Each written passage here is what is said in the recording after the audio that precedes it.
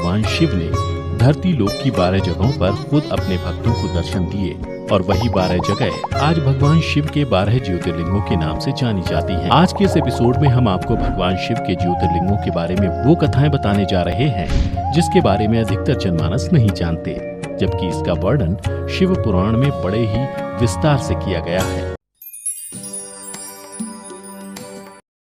भीमाशंकर ज्योतिर्लिंग। शिव पुराण के कोटि रुद्र संहिता में वर्णित कथा के अनुसार पौराणिक समय में एक महापराक्रमी राक्षस हुआ करता था जिसका नाम भीम था। वह महाबली राक्षस कुंभकर्ण और कर्कटी का पुत्र था। वह अपनी माता के साथ सहाय पर्वत पर निवास करता था।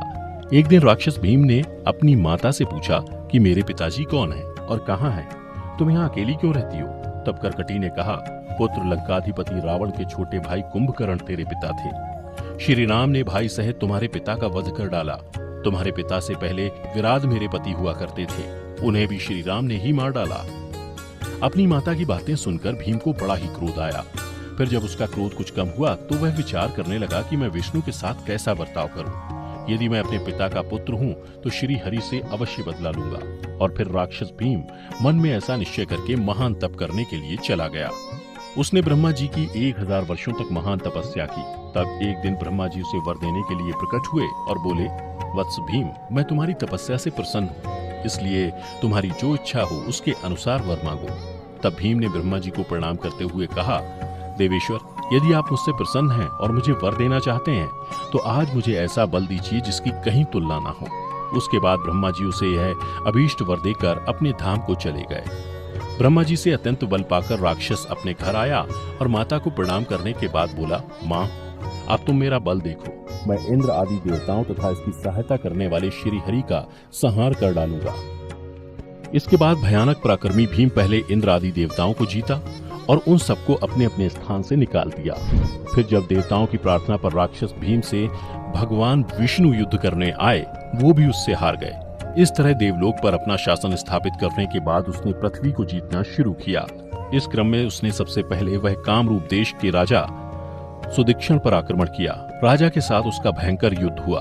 दुष्ट असुर भीम ने ब्रह्मा जी के दिए वर के प्रभाव से शिव भक्त महाराज सुदीक्षण को परास्त कर दिया और सब सामग्रियों सहित उनका राज्य तथा सर्वस्व अपने अधिकार में कर लिया और राजा को भी कैद कर लिया। परंतु कैद खाने में भी महाराजा सुदीक्षण ने भगवान की प्रीति के लिए शिव की उत्तम लिंग बनाकर उनका पूजन शुरू कर दिया।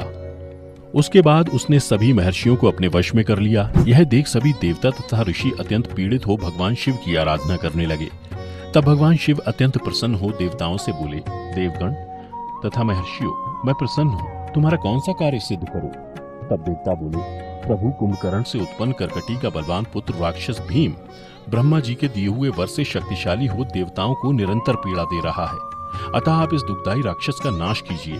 तब भगवान शिव बोले, देवताओं, कामरूप देश के राजा सुदीक्षण मेरे श्रेष्ठ भक्त हैं, उनसे मेरा एक संदेश जाकर कह दो, फिर तुम्हारा सारा कार्य शीघ्र ही पूरा हो जाएगा। उनसे कहना, महाराज सुदीक्षण, तुम शिव जी के विशेष भक्त हो, अतः तुम प्रेम पूर्वक भगवान शिव की आराधना करो।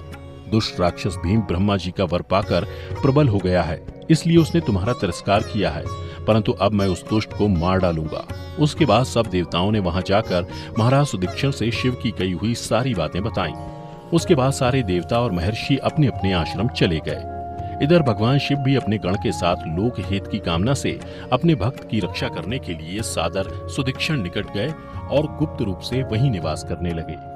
उसके बाद किसी ने राक्षस से जाकर कह दिया कि राजा तुम्हारे नाश के लिए कोई पूजा कर रहा है। यह बात सुनते ही वह राक्षस कुपित हो उठा और उनको मार डालने की इच्छा से नंगी तलवार हाथ में लिए राजा के पास गया और भगवान शिव के लिंग पर तलवार चलाई, परंतु वह तलवार उस शिवलिंग का स्पर्श भी नहीं कर पाई कि उसे साक्षात भगवान शिव वहां प्रकट हो गए और बोले, देखो, अपने भक्त की रक्षा के लिए प्रकट हुआ हूँ। ऐसा कहकर भगवान शिव ने अपनी पिनाक से उसकी तलवार के 2 टुकड़े कर दिए। तब उस राक्षस ने फिर अपना त्रिशूल चलाया, परंतु शिव ने उस दुष्ट के त्रिशूल के भी सैकड़ों टुकड़े कर डाले। तदनंतर शिव जी के साथ उसका घोर युद्ध हुआ। फिर नारद जी ने आकर भगवान शिव से प्रार्थना की कि प्रभु शीघ्र ही इसका संहार कीजिए। नारद जी के इस प्रकार प्रार्थना करने पर भगवान शिव ने हुंकार मात्र से उस समय समस्त राक्षसों का वध कर दिया। तदनंतर भगवान शिव की कृपा से इंद्र आदि समस्त देवताओं और मुनीश्वरों को तथा संपूर्ण जगत स्वस्थ हुआ।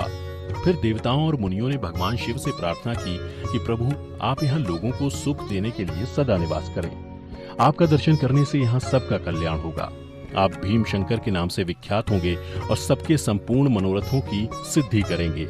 आपका यह ज्योतिर्लिंग सदा पूजनीय और समस्त आपत्तियों का निवारण करने वाला होगा और तब से वह लिंग भीम शंकर ज्योतिर्लिंग के नाम से जाना जाता है।